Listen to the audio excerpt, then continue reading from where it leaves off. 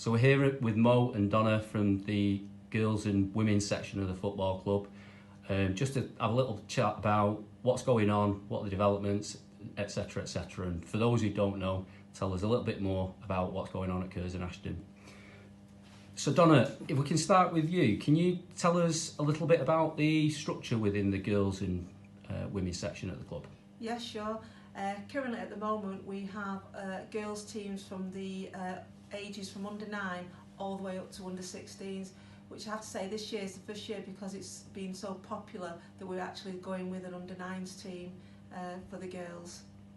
And Mo, you've had quite a bit of involvement at the club for a number of years now. What can you tell us a little bit about what you've done in your time with Curzon? First I started off as helping out as just as a goalkeeper coach while I was playing for the club at the time when I was at under 16s, and then overall I thought let me step out of my element and start coaching under 2 coaches, so one of them who currently works with our youth teams, and then I've gone on to work for the under 18s goalkeeper coach and helping out with the ladies every so often whenever I could, and now I am under the under 18s manager, which has been a big step up for them, and now going on to be assistant manager for the ladies team as well.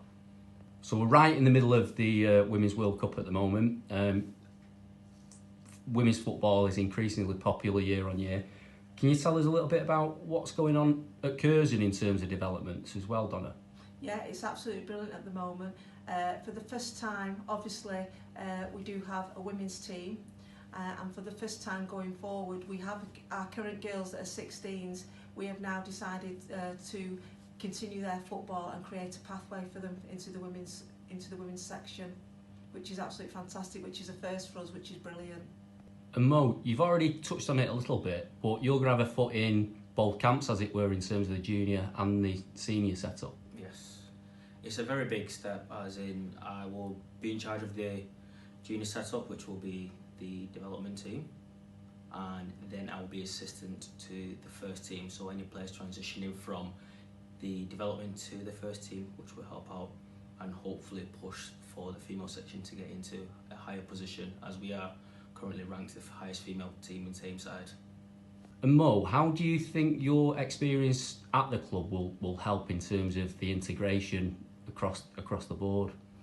I think overall it will bring something new to the club, over making the whole club as a whole, from the junior section all the way up until the first team, and then overall you've got the positive side that you've got plenty of coaches that will be available to the whole female section from the young age to the first team, and it will have a bigger impact. The development team have a large pool of talent and the first team have a big pool of talent, so it will be a very big competitive season ahead of us, and coming on to that we'll hopefully get some good positive results. And finally, Donna, for those who are interested in getting into football, what would you say to them? Basically, any girls we've got girls as young as year 2 coming down now. Just basically get yourself down to Curzon Ashton, because that's where it's all happening.